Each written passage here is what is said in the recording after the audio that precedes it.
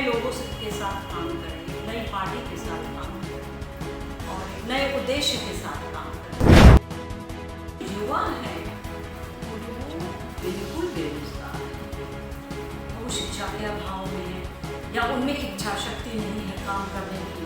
क्या है ये तो देखना पड़ेगा, लेकिन बेरोजगारी अभी कोरोना के बाद तो और भी भयंकर रूप से बढ़ चुका है, क्योंकि जो लोग वहाँ से आए थे, वो जो लोग लौट रहे हैं वो भी वहाँ अच्छी तरह से काम नहीं कर पा रहे, क्योंकि वहाँ भी रोजगार की कमी है। यूटिलाइज करें, मेरा जो कैलिबर है वो समझती है कि हाँ इनमें कुछ है, इंटेलिजेंस है, कैलिबर है, तो वो वेस्ट जा रहा है मेरा, तो उसको यूटिलाइज करें। आज हमारे साथ पूर्व मंत्री, पूर्व विधायक वीना शाही जी हैं। इनसे जानेंगे कि मंत्री भी रहे, विधायक भी रहे, लंबे समय तक कांग्रेस के साथ ही रहे और अचानक से 2014 में भाजपा की तरफ रुख कैसे। यूं कहें तो वीना शाही जी का चेहरा सीतामढ़ी जिले में, मुजफ्फरपुर के आसपास तमाम एरिया में एक ऐसे चेहरा है जो कि हर समय समाज सेवी के रूप में जाने जाते हैं, विकास पुरुष के रूप में विकास करने वाले नेत्री के रूप में जाने जाते हैं।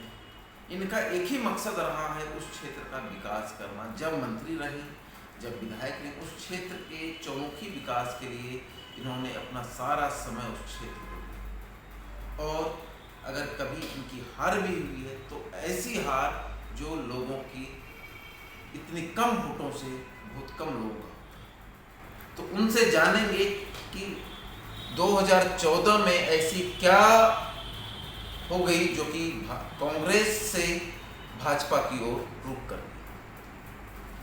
मैडम, आप पूर्व मंत्री रही हैं, विकास किए हैं, आखिर सब दिन कांग्रेस में रहते हुए सर कांग्रेस में थे, आप अचानक भाजपा की तरफ रुख कैसे?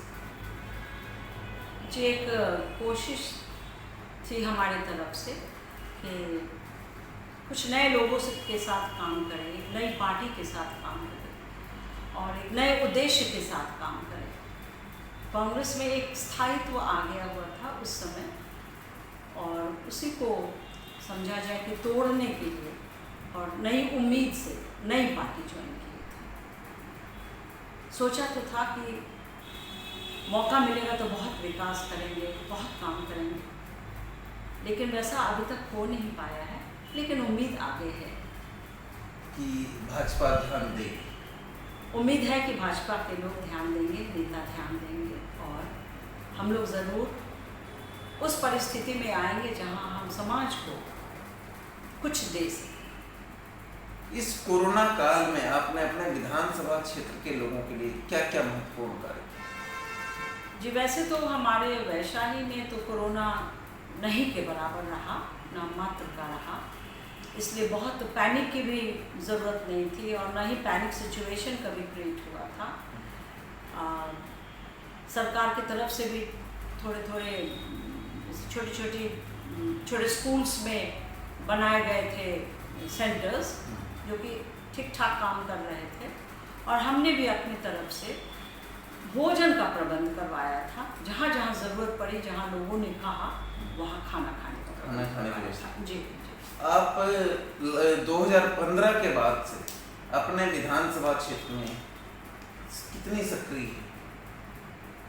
विधानसभा क्षेत्र में मैं बुलाने पर, जैसे किसी की शादी, ब्याह, दाह संस्कार या श्राद्ध, इस सब में हमेशा ही शामिल होती रही हूँ और आती जाती रही हूँ। जब भी ज़रूरत पड़ा है उनको तो मैं उपस्थित रहती हूँ। पहले जब मंत्री थी, आप विधायक थी, उस समय में जो विकास हुआ है और आपके ना रहने के बाद अभी वहाँ के विकास कार्य किस तरह से चल रहे हैं आपके हिसाब से? हाँ, अभी जो विधायक हैं उनके खिलाफ तो पूरी जनता ही है, जैसा कि पता चला है लोगों से। जनता उनको नापसंद करती है क्योंकि वो कभी किसी के लिए खड़े नहीं होते हैं और ना ही कोई विकास के कार्य में उनका इंटरेस्ट रहा है। तो जनता ही, आप अगर हमारे क्षेत्र में सर्वे करें तो आपको जनता ही जवाब देती। हाँ, जनता ही जवाब देती थी। अगर पार्टी आपके ऊपर विश्वास करती है और टिकट देती है तो आप उम्मीद होगी कि आप सीट भाजपा की झोली में देंगे। अगर आप भाजपा से अलग होकर आपका अपना क्या उद्देश्य है, क्या विकास कार्यों में रुचि होगी, आप 5 ऐसे महत्वपूर्ण कार्यों के विषय में बताएं जो इस बार अगर आप जीत के जाते हैं तो उनके ज़्यादा ध्यान रहेगा। कि सबसे ज़रूरी और सबसे इम्पोर्टेंट मेरे हिसाब से है वो है शिक्षा। एजुकेशन की व्यवस्था तो एकदम ध्वस्त है। टीचर्स के बिना स्कूल्स खाली पड़े हुए हैं। बच्चे जाते हैं लेकिन फिर अपना खाना वाना खा के घर पहुंच जाते हैं वापस। वो जाते ही हैं स्कूल केवल मिड डे मील के लिए और पढ़ाई तो होती नहीं है। तो बहुत ही एक पूरा जेनरेशन क्रिपल जैसे क्रिपल हो रहा है शिक्षा के अभाव में। तो सबसे इम्पोर्टेंट तो शिक्षा हो। सेकेंड आएगा स्वास्थ्य सेवाएं। बहुत कमी है हमारे गाँवों में स्वास्थ्य सेवाओं की, अच्छे नर्सेस की, अच्छे डॉक्टर्स की, अच्छे हॉस्पिटल्स की। आप देखेंगे कि विदेशों में अन्य जगहों पे ये सब कॉमन है, इसको बेसिक फैसिलिटीज़ माना जाता है और हमारे यहाँ वो लग्जरी बना हुआ है। जैसे हम अरमान रखते हैं कि मेरे यहाँ बिहार में स्वास्थ्य सेवाएं बेहतर हों। ये उम्मीद है, ये अरमान है, ये उद्देश्य है जो कि ये खाने पीने जैसा होना चाहिए। नेसेसिटी है ये। Education is a necessity. Health services necessity है, ज़रूरत है। लेकिन हम पीछे हैं, 74-75 सालों में पिछड़े हुए हैं जी। थर्डली है जो युवा हैं वो बिल्कुल बेरोजगार हैं और वो शिक्षा के अभाव में है या उनमें इच्छा शक्ति नहीं है काम करने की। क्या है ये तो देखना पड़ेगा। लेकिन बेरोजगारी अभी कोरोना के बाद तो और भी भयंकर रूप से बढ़ चुका है, क्योंकि जो लोग वहाँ से आए थे, वो जो लोग लौट रहे हैं वो भी वहाँ अच्छी तरह से काम नहीं कर पा रहे क्योंकि वहाँ भी रोज़गार की कमी है। तो बेरोज़गारी थर्ड है। फोर्थ आपको आना चाहिए महिलाओं की स्थिति जो है जनरल, महिलाएं जनरल, उनके घर की स्थिति, परिवार आपस में परिवार की स्थिति, ये सब भी थोड़ा देखने लायक है। महिलाओं को सिर्फ अब महिलाएं मुखिया बनती हैं पर काम करते हैं उनके पति और मुखिया पति कहलाते हैं। और सबसे हैरत की बात ये होती है कि उन मुखिया पति को बीडीओज एंड सीईओज रिकॉग्नाइज करते हैं। वो बड़ा चोट देने वाला है कि उनको महिला डिसीजन मेकर नहीं हो सकता, नहीं बनने ही नहीं दिया। या तो बेटा या तो हस्बैंड, या हस्बैंड के पीछे उनको चला। आप इनके खिलाफ? हम बिल्कुल सख्त खिलाफ है। गलत या सही फैसला उन्हें करने दीजिए। जब आप चुन के उनको भेजते हैं तो फैसला भी उनको लेने दीजिए। पीछे बेटा रहेगा, नहीं तो देवर रहेगा, नहीं तो पति रहता है। ये बिल्कुल प्रजातंत्र के लिए बिल्कुल खिलाफ है। चौथा ये मुद्दा।